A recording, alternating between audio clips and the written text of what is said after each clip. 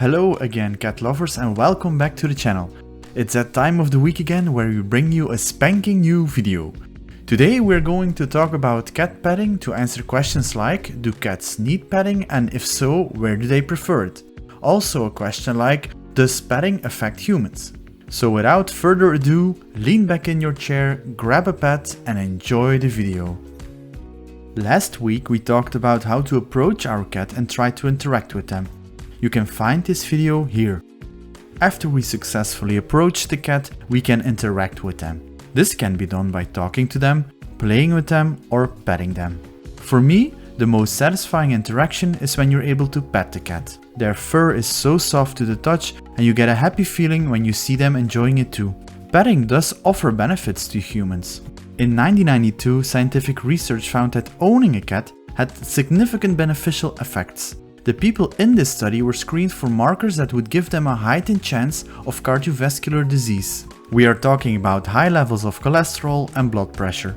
These factors could lead to cardiovascular disease in the long run.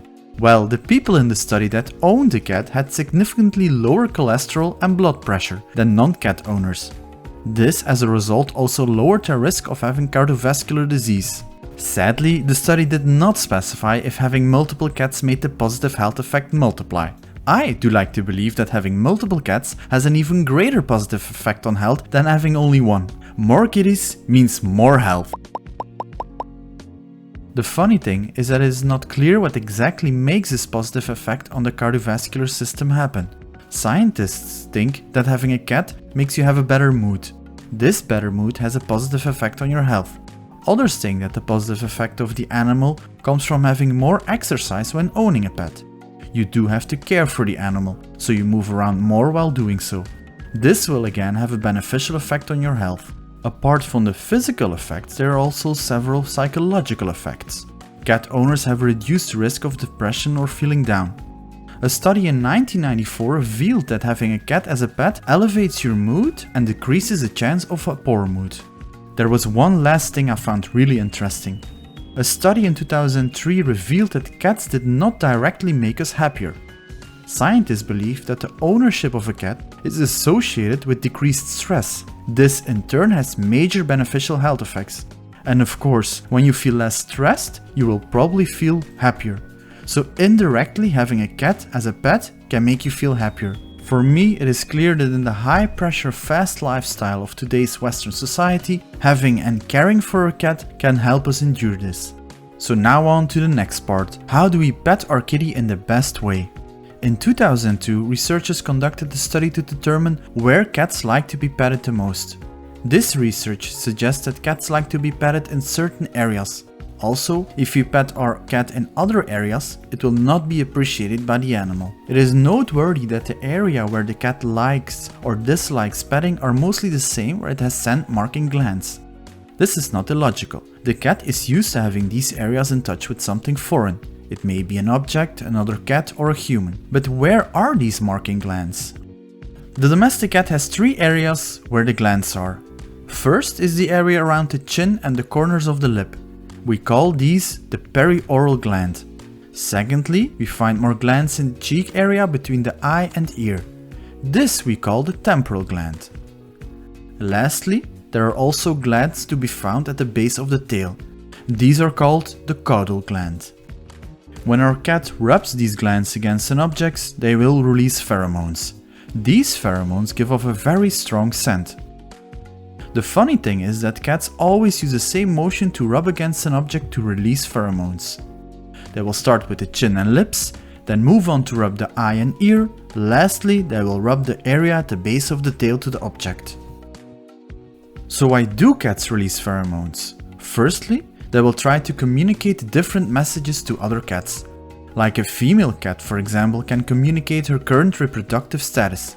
This is very helpful to male cats who want to reproduce. Or they can tell other cats, watch out, this is my territory. Another cat can then be discouraged from continuing onwards.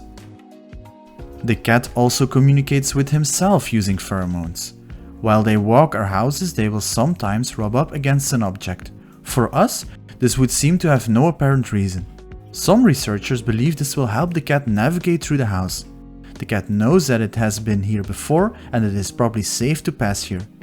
This kind of behavior, even in domestic house cats, indicates the presence of wild instincts. Even when our houses are much safer than the wild, our beloved cat still believes it has to search for safe passage. The cat searches for a feeling of security in its environment. This is an instinct that is still left over from our domestic cat, their ancestor, the Near Eastern wildcat. They lived in the wild and had to deal with life-threatening situations often. Marking safe areas was a way for the wildcat to be able to survive. Secondly, rubbing also has a social function. Cats rub their faces against each other as a way of social bonding. Researchers believe that the rubbing of cats by moving their head against one another has social significance. It would seem to establish a bond between the two animals. It can also serve a function in a group, in a way that it would help determine the dominant cat in a relationship. And now we enter the human in the story. A study in 1992 revealed that the petting of a cat by a human is the same for the cat as rubbing against another cat. We can say that petting a cat is the closest parallel behavior for this.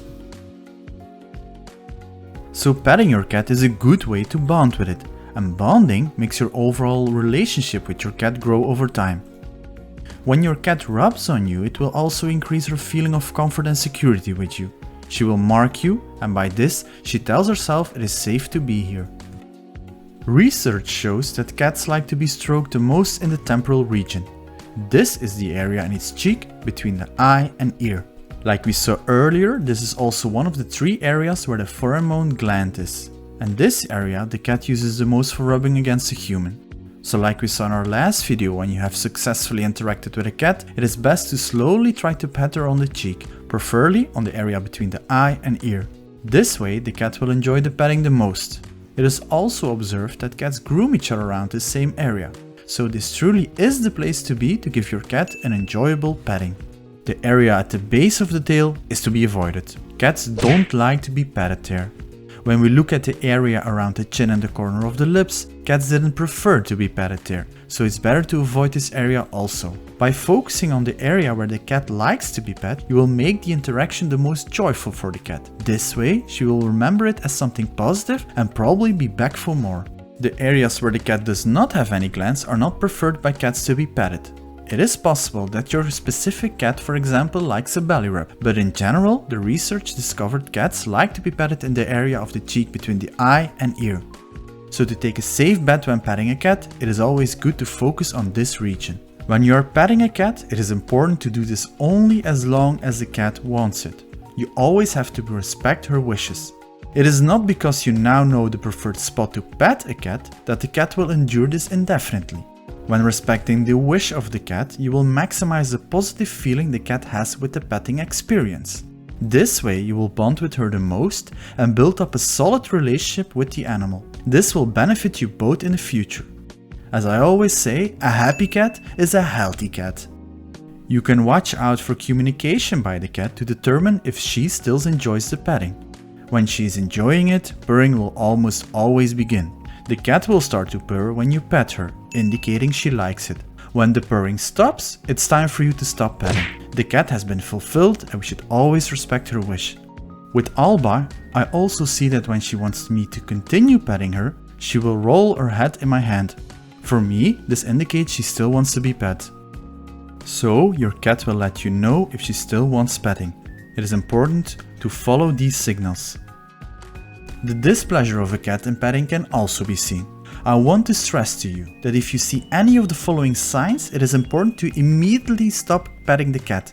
Cats have lightning fast reflexes and deadly paws. If you see a sign of a cat not enjoying the petting and you still continue, you have a risk of serious bodily harm. On top of that, you will also damage the bond you have with the animal. Thus, it is very important to respect the wish of the cat. If she is not enjoying the petting, just stop. The amount of petting a cat tolerates varies from cat to cat. We can only accept this and respect it. The first sign to look out for is a twitching of the tail or the skin of the cat. A stronger sign of discomfort is a cat laying back its ears.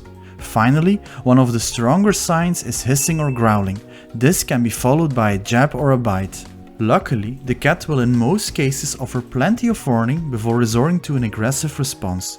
As an owner, it is important to learn the cues the cat gives before they strike. When you see any of the signs, you need to act accordingly. Lastly, you should see petting as a result of having a good bond with your animal. As an owner, you should therefore also invest in other positive activities with your cat. It's good to play together and use its favorite toy. Maybe you can give it a treat once in a while. Talking to your cat can also get you to bond more. Over time, the effect of these positive interactions will accumulate. This will make the bond between you and your animal grow. When your animal feels safe with you and feels a good bond, petting will become a more natural thing to do. But in the end, you may have a cat that will never like long petting sessions. This is something you can only accept and respect. So, this is the end of the video again. There was a lot of research about this topic and I hope you picked up a thing or two. I thank you for watching, and if you liked the video, feel free to subscribe for more videos. If you have any questions, you can contact me on social media, linked in the description. For now, I'm signing off, but we'll see each other next week. I will let the music continue a little bit more so you can put in your best dance moves. See you next week!